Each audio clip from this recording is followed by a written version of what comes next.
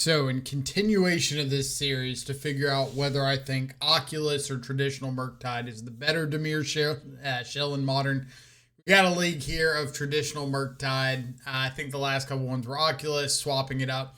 So, if you see any of these videos with like the Trophy Hunt title, really what it means is I'm trying to figure out which variation is performing better for me at the current moment.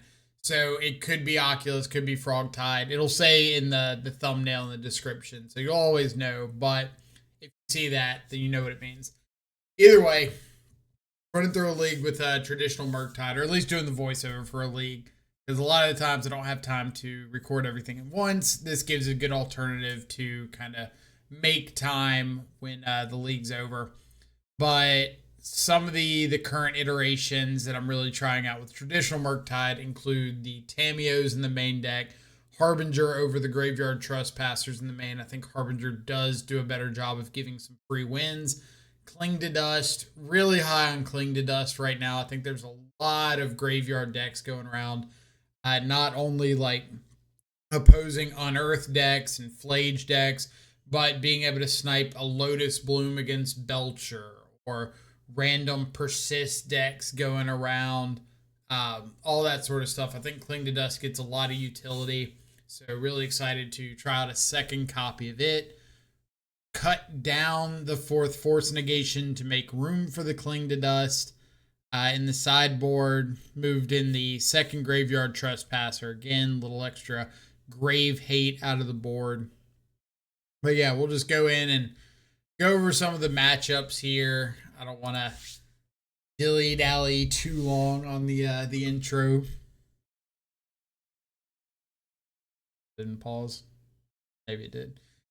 If you see me like casually glancing over, I got the Ole Miss Florida football game on. So sorry. That does pause. Game one, match one, opening hand, got a couple lands, got a Harbinger. So it's not the quickest start with like a frog or anything, but I've got some ways to interact early, and then maybe Harbinger can lock out the game. We noticed the opponent did not reveal a Gigantha, so I'm assuming it's not Boros, but they do have an Arid Mesa, so my immediate first thought is like Storm. And if it's Storm, I'd rather lead on this Flooded Strand than on the Undercity Sewers because I need to hold up Spell Snare for a Ruby Medallion or a Ral or something. I'd much prefer them play a Ral, just like naked Ral here so I can Fatal Push it, but doesn't look like they're going to be nice enough to. Got Spell Snare up for anything that they could potentially start a combo turn with.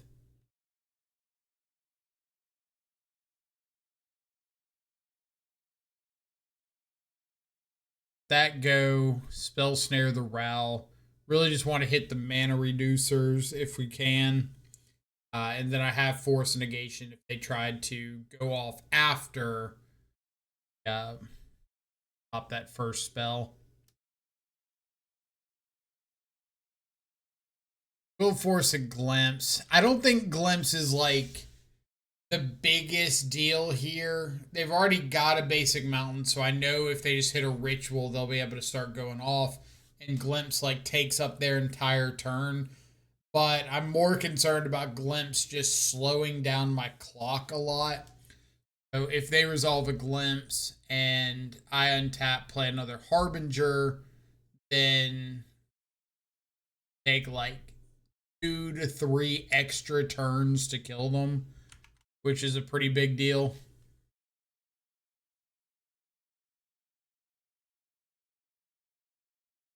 I think this is where Moto starts lagging up on the replay like pretty badly.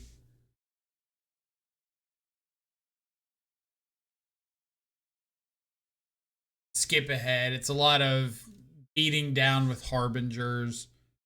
Opponent does have a turn here where they untap and go for a couple rituals, Manamorphose, find a Past in Flames.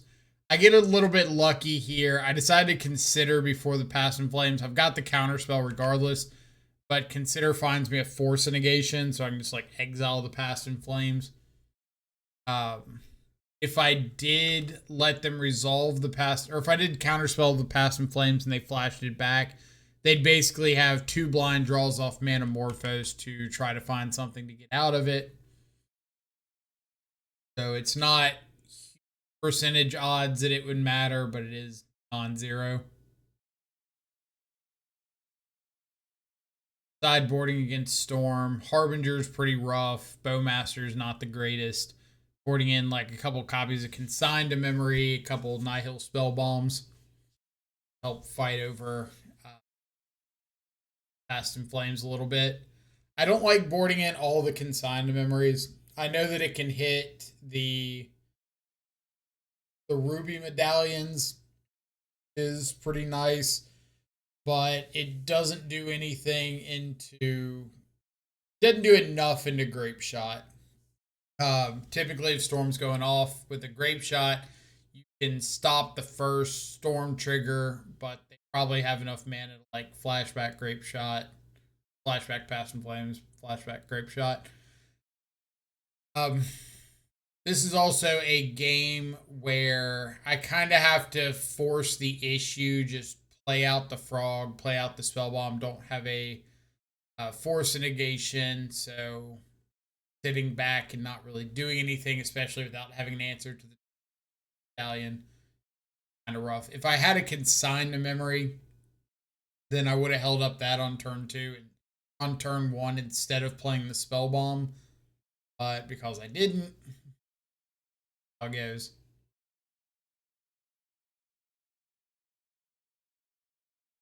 Counterspell depending on the spell bombs. He's got Past in Flames covered in a moment. Frog flying over, discarding enough cards to where if we discard whatever we draw, we'll have a lethal frog. Have a counterspell right now. Past in Flames, we'll go ahead. Everything. So there's a little bit of consideration here. I could counter. Let's talk about the stack real quick. One slightly. Okay. So they cast Past in Flames. There is a little bit of a trick here where you can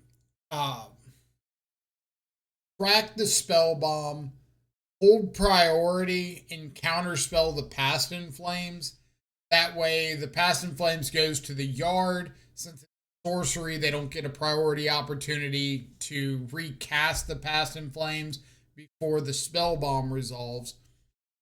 If you counterspell the Past in Flames and don't crack the spell bomb, they immediately get priority again, so they can just recast the Past in Flames.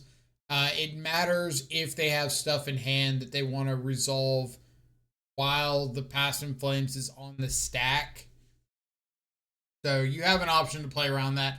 I kind of decided to just exile the yard and keep the counterspell and fight over whatever the next thing is.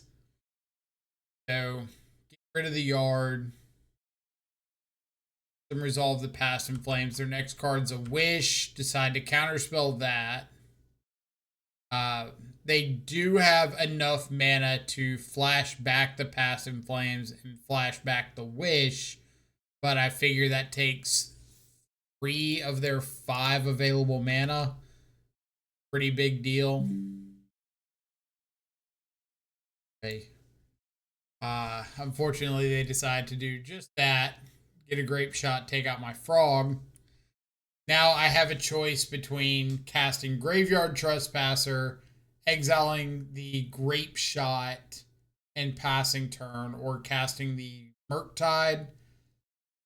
Decide to risk it and just cast the Murktide. I feel like if they find spells, then it doesn't really matter if I exile the Grape Shot. Like, they're probably going to be able to go off anyway.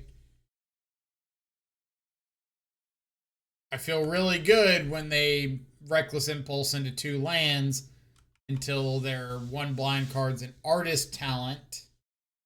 Thankfully, no cards in hand. Manamorphose will get them up to 1. So, got some dig ability. They managed to swing together Flashback, Past in Flames to flip the Ral. They'd have the Ritual, the Manamorphose, and the Wish to flashback. So I'm glad to know that it didn't actually matter if I exiled the Grape Shot. So I do think I made the right choice by just playing out the Murktide, making it a 1-turn clock. But either way, we get game 3 on the draw, or game 3 on the play. Sorry. Turn 2 Frog, which is about the best place you can be. So with a Force of Negation, a Spell Snare.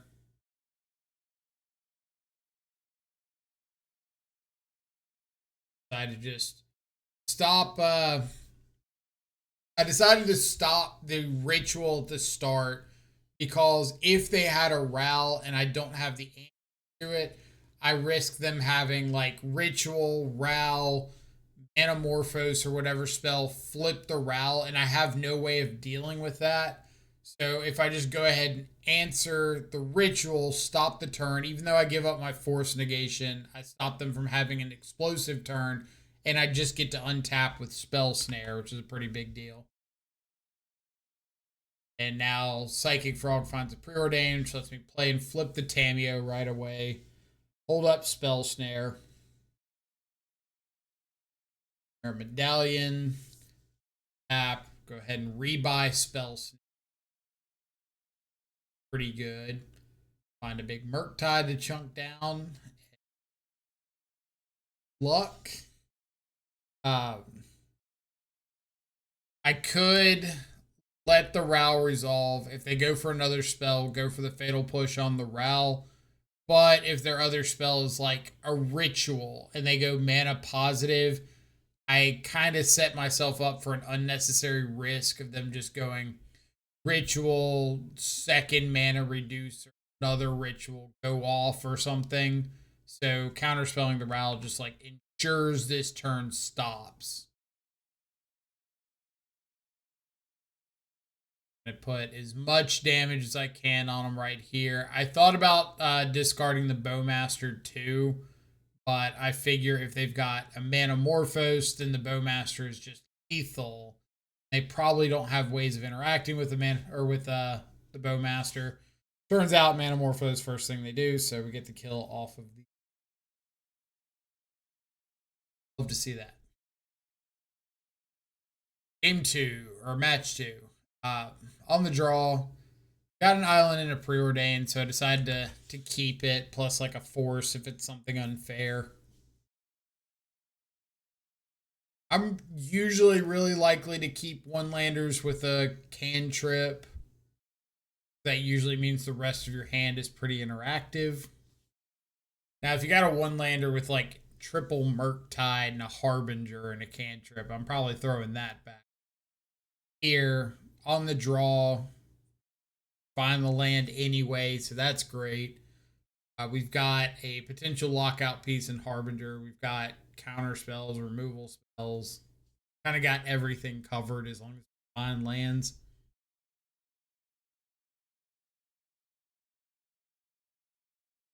Raucous Theater, so assumption is like one of these Delirium builds. Omo deck or Voice. Gun Delirium, I know, is a deck that shows up from time to time.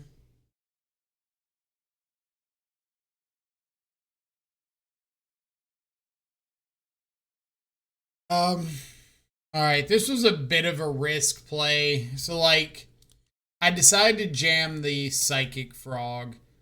My assumption at this point is that this is Jund Delirium.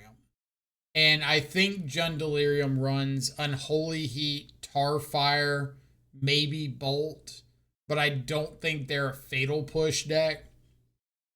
So I figure I can outgrow any of those and like hold up force. Turns out my opponent had a fatal push, so woe is me. Raucous Theater bends a Scalding Tarn, and this is where things get fun. So they haste up something. Obvious thought would be a FOMO or something like that. The infamous Cruelclaw. I have never seen this card before. Apparently, I think somebody I was talking to after the league said that maybe Spike played it, but it's 1 a black and a red for a 3/3 with menace. Whenever it deals combat damage to a player, exile cards from the top of your library until you exile a non-land card, and cast that card by discarding a card rather than paying its mana cost. So kind of cool, like little value piece. It's like a Rakdos mid-range list. It's kind of card selection. Get your card, find something, probably cool for turning on Delirium, things like that. So Cruelclaw, attack in, hoping it's nothing too crazy. They blind flip into an Archon of Cruelty. I see. That is a thing you are allowed to flip into. So I could keep playing here if I should realistically see my next top deck. Because if my next top deck is a fetch land, then I can shoot the Sheriff, the Archon, pass turn during combat, fatal push the Cruelclaw. And I'm not in a horrendous spot. I think I kind of gave like a tilt scoop here of like, okay, you just blind flipped into an Archon. Clearly, you're not only playing Archon. It's not like creativity levels of a setup here. Because you have Cruelclaw, you have Fatal Push in the deck. So, I understand that it would be optimal to keep playing. If it were like a challenge or something, I would. But you think that health of mind is more important than playing out to optimize lines. Sideboarding. I really wasn't sure what to sideboard. I thought about bringing in spell bombs. Like if they're playing Archon, there's a decent chance they're playing like Persist or something. Maybe even creativity. Who knows? Clearly they don't care about optimized lines to get Archon into play. Wasn't really sure what I wanted to do. Trimmed like a force negation. Brought in a Graveyard Trespasser because it's a good value mid-range threat. And I think that's like all I did because just needed to see more of what they had going on.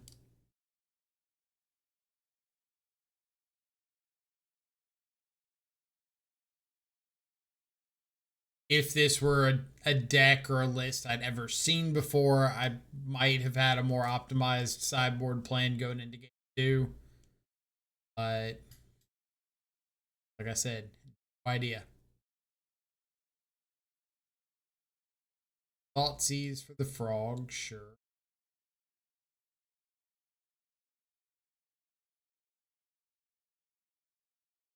I also kind of hate that I left in the Harbingers and turn 1, my opponent fetches up their basic swamp, so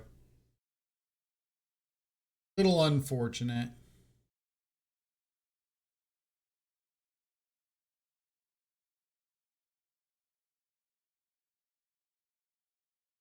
Minor tidbit information here. When you have the choice between like a Flooded Strand and a Polluted Delta, it's usually right to play the Flooded Strand first, because if I draw into a Harbinger, I want the ability to get the basic swamp off the Polluted Delta. But if I don't have a Harbinger, then I want to be able to get like Undercity Sewer. They know about our counterspell. We preordained scry 2 to the bottom, scry 2 lands to the bottom, draw a third land. How it is. Counterspell.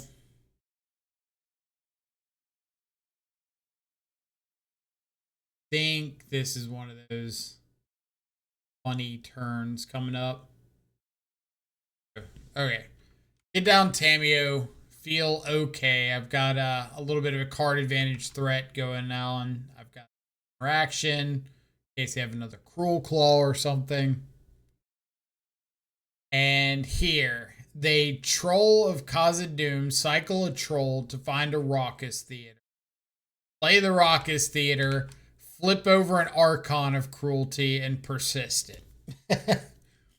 Again, not a setup situation. Didn't know the Archon was on top, especially since they just cycled the troll and shuffled their library. But end up losing our entire hand to get rid of that Archon. Top deck the Harbinger. They have basic Mountain, I'm pretty sure. Really weird, swingy turn of events here. Find a Cling to Dust, which feels really, really decent, surprisingly, because I can hold up the Cling and look for an opportunity to hit like the Archon. They go for a Persist. And now I've got Escape Cling to be able to draw a card or two. For FOMO's decent, thankfully. We can also top deck well, so finding a Fatal Push. Not cracking a Clue yet because I don't want them to like Thoughtseize into my unknown card. Lay out our Frog here because Frog plus discard our 2 lands plus our next draw gives us a lethal attacker. Fatal Push for the Frog, but they can't attack with the Troll or they're dead on the crackback. One might think drawing a bunch of lands is bad, but here I think it's an opportunity. That opportunity is I'm just going to flip my Tamiyo on board and rebuy a if none of these lands matter. So good times. On to game 3. Always nice to be able to beat Archon of Cruelty cheated into play, but don't expect that to be the norm by any stretch of the imagination.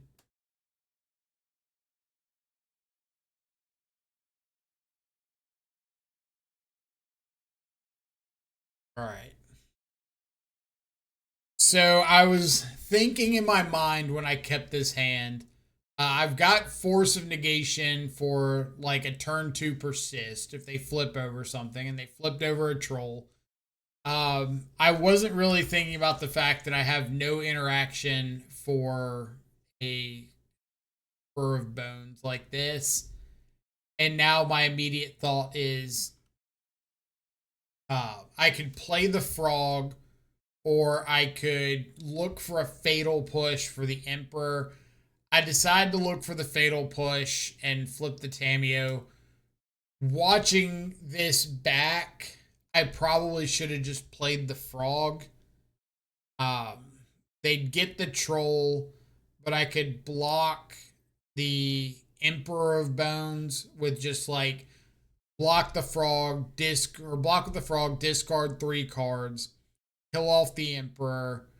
They get the Troll, but I get Tamiyo flip, I get Frog, and maybe I can find a way, a Sink into Stupor or shoot the Sheriff or something to get the Troll off the field. But I'd have a big Frog living and attacking and a flip Tamiyo. So I think the Frog line would have been better, especially when they go for like a Blood Moon here and I get to stop that. So now I know the Frog would have been better. Tamiyo rebuys a Consider because, again, I'm just trying to find a Fatal Push before they realize that I am dead as heck if they just put this Troll into play. I get that they're probably trying to save the Emperor to get an Archon back, but I really don't think they're respecting that I just can't beat the troll. We ended up finding a fatal push for the Emperor, but the Archon, the double persist is more than we can deal with. On to match number 3. On the draw, triple Psychic Frog. Turn 1, Dragon's Rage Channeler. Double Channeler, but no second land drop. Counterspell on top, get a frog down. Against any of the red removal spell decks, I'm pretty happy to just like discard and jump a frog. They upkeep bolt me. Find a second land, Barbarian Ring, Lava Spike. So this is like Aspiring Spike's life total control deck. Burn with Dragon's Rage Channelers. Unfortunately, like double Channeler. I preordained looking.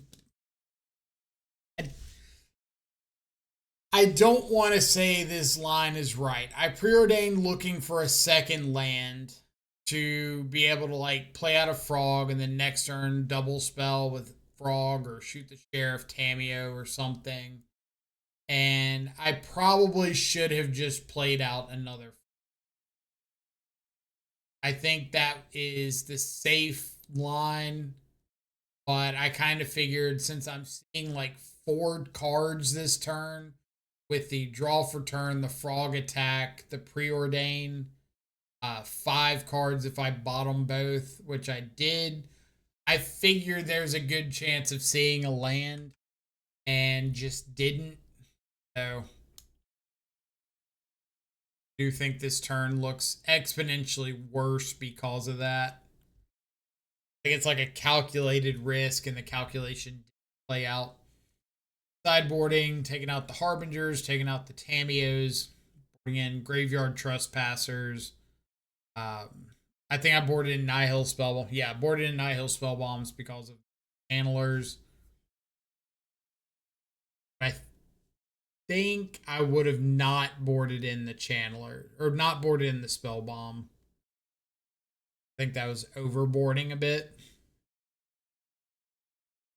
The Tamios in.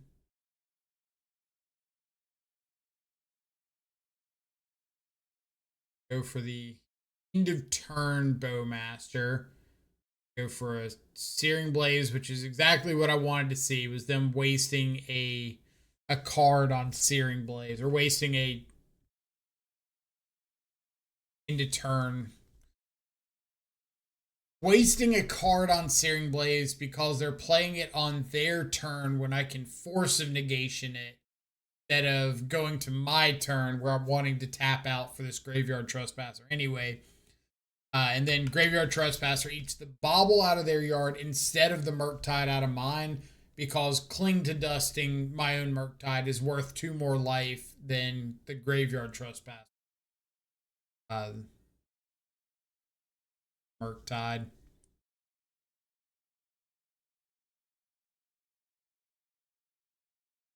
Start discarding everything to the frog. So, reason for the discard to frog instead of trying to just redraw off the spell bomb is after I draw with the frog, I can discard that card to give me enough cards in my graveyard to flashback Cling to Dust on my Graveyard Trespasser and gain 3 more. So I don't believe there's going to be a way that they can go up to 3 cards and beat me at 11 life with Cling to Dust. So they end up scooping there. Go to game 3. I'm pretty positive I sideboarded the Nihil Spellbombs back out for game 3. The first hand on the draw with just an Undercity Sewers is a bit too slow. I could have led on Watery Grave here untapped. I did not think there was going to be a creature on 2 that I needed to turn Scolding. I ended up taking a little more damage than I would have liked to. Not the end of the world. Opponent attacks in with a slick shot here. I don't believe they're a mutagenic growth deck. And even if they are, I think I would just trade off 2 more cards to get the slick shot off the board and like follow up with the trespasser. Kind of an awkward attack out of them. 2 cards in hand. I am not blocking the Swift Spear or the Chandler. I could take up to 12 damage here, but then I'm untapping with Frog, with Trespasser, gaining a bit of life back, counter spells, shoot the Sheriff. So like I don't feel too bad if I had to take more damage, especially if you got them empty-handed. Guess it would have been 32 prowess triggers, but either way. They're going to point a bolt and a searing blood at the trespasser, which means I get 2 trespasser triggers. They get another searing blaze and a dragon's rage channeler, which feels phenomenal for me because once I counterspell this, like they just lose the game on the spot. On to match number 4.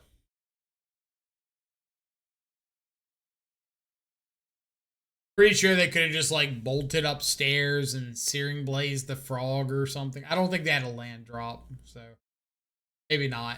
Maybe they had to go after the graveyard trespasser. So match 4, another mono red Chandler deck.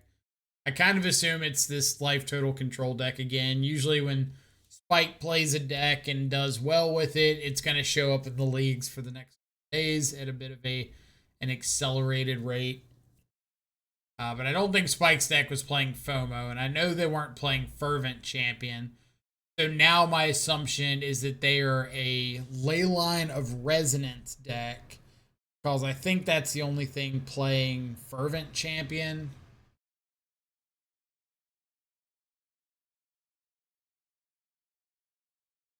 Here into an Ancestral Anger. Pretty funny turn here. Like, going for the double combat on the Swift Spear. They might have a mutagenic growth, but if they have a mutagenic growth, I'm in a pretty awful spot anyway. So I'm just going to throw the everything into the frog, take out the Swift Spear, take the 2 off the FOMO. And yeah, opponent decides to scoop it up there. I've got Fatal Push for the FOMO, Counterspell for whatever they top deck. Feeling pretty solid. Especially in game 1, I'm a lot more likely to go for these high risk, high reward plays of like, hey, if they got mutagenic growth, you blow me out. But especially in situations where if they have the mutagenic growth, I'm in an awful spot anyway. Yeah. Let's try. Let's see what happens. Here they do have the Leyline. I want to get turn 1 value out of my Fatal Push. I could have held up or played out the Swamp, but I kind of wanted to represent that I had Spell Snare too, just in case. Momo, Ditch, and Axe.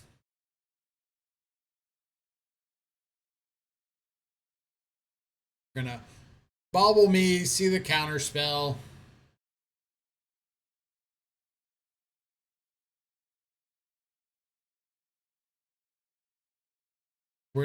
I'm kind of biding a bit of time to see if they find Delirium.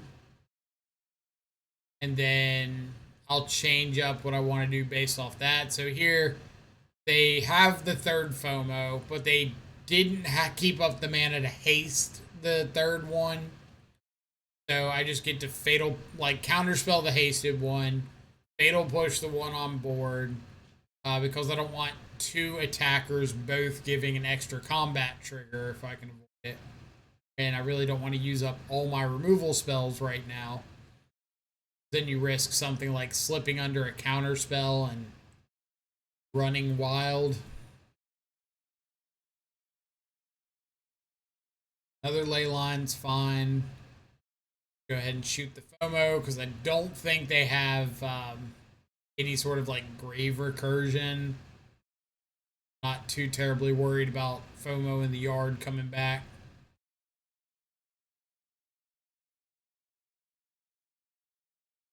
Rid of the axe because I don't want them to start making all of their threats into extremely legitimate clocks. I also didn't recognize until this point that Barbarian Ring does say any target. I always thought it was just 2 damage to player. Counterspell a Ragavan on the top. Unfortunately, draw a Flooded Strand, so I feel really bad that I didn't let that Ragavan connect. I'm just going to hold on to lands at this point in case I find a Psychic Frog. Free discards. Currently winning the race against the Swift Spear, not winning the race against 2 Swift Spears. Time to stop attacking and think about blocking. So if they have any spell off the top, especially something like a Mutagenic Growth to target with these double ley lines, damage is going to get out of hand really quickly.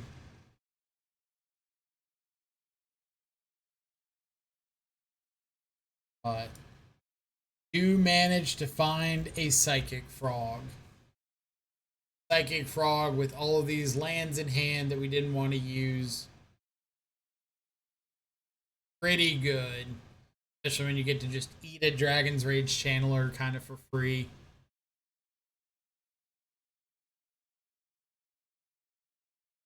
I shouldn't have exiled to fly the frog here. Well, let me pause that. My thought was I exile to fly the frog, attack in, and I guarantee lethal next turn. If I just hit in for 3, hit them down to 5, and then next turn I can discard 2 cards and kill with the frog. If I just attack with the frog, is it 3/4? They probably don't block, but even if they do block, it's kind of fine. I have a chump blocker. I still have lethal next turn if I throw everything into the frog. So I think I should have just attacked and not exiled. Either way, another opponent scoops to double frog. On to match number 5.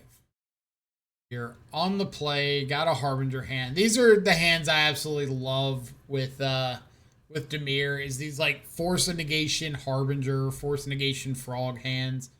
Really why I'm so high on Force of Negation.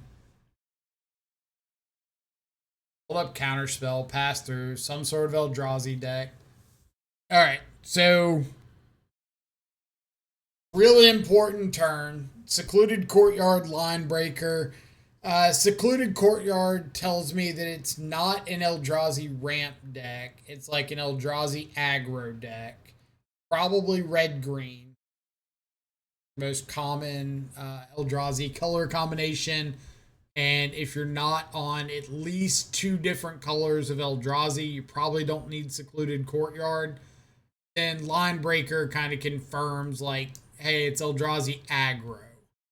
So we'll counterspell the Line Breaker, untap, have our Harbinger off of the Bloodstained Mire, off of a basic swamp off the Mire. Hold up Force Negation in case they do have something, some sort of a payoff here. But it ends up scooping to the Harbinger, which is great. Like, this is my Harbinger love moment. Is, hey, free wins.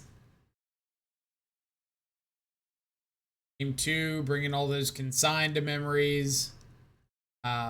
Trimmed on like a Bowmaster and something else.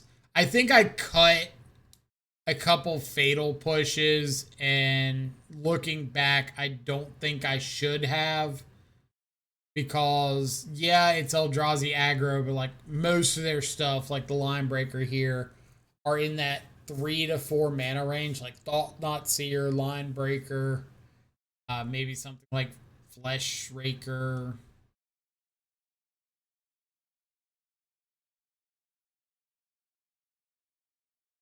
Play out our Frog, pass back. Big decision point here. So I was not expecting Ugin's Labyrinth out of them.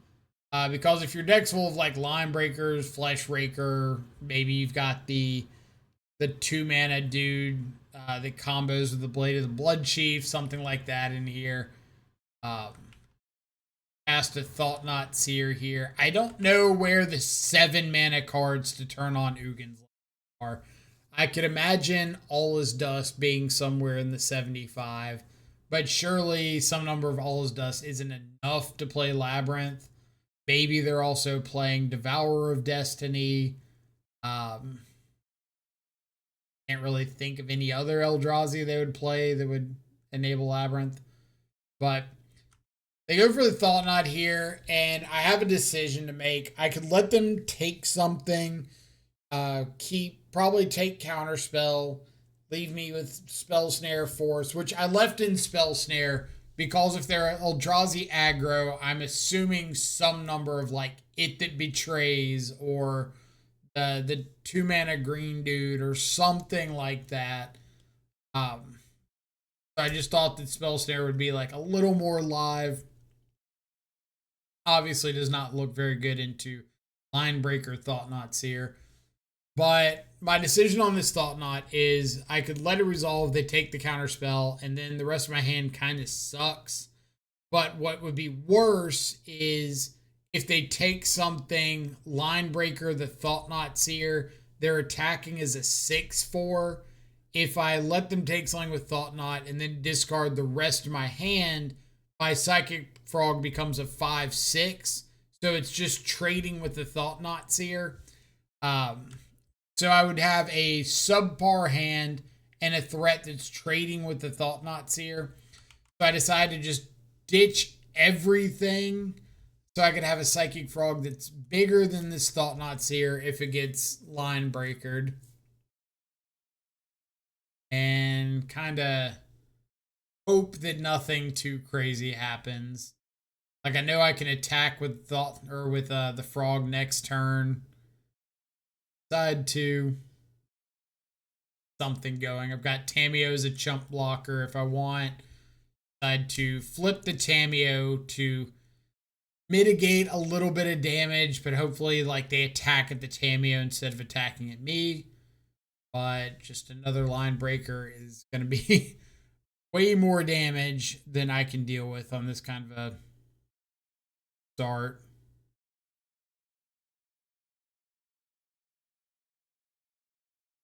So, play out a Murktide Regent. We have a lethal attack in the air next turn. If they don't have any creature, because any creature with double Line Breaker trigger kills me, or a removal spell for the Frog. Fortunately, they have both in one card. So we're good to go to game 3. Harbinger hand on the draw, or Harbinger hand on the play, the Force. Again, like my favorite kind of hand in this deck. Okay. Not cracking the Polluted Delta because I need the basic swamp for Harbinger. Like I've already got 2 black cards in hand. I don't want to risk not being able to play them. I've got Island Sink into Stupor, so I have my guaranteed 2 more lands. I just don't want to lock myself off of black mana. So play out this Tap Springs here because I think that playing out this Tap Springs is a little bit better. Let's go over what my hope for this next turn or 2 is. I'm hoping that my opponent will just tap out here, play some derpy creature, and I can get a swamp, revolt, fatal push it. If I play out the island and represent holding up counterspell, then I think if my opponent's got something like a Kozilek's Command in hand, they're less likely to, or more likely to pass the turn, go for like a Kozilek's command on my end step. And that's something I don't want to deal with if my plan is resolving Harbinger and hopefully them not having any colorless mana anymore.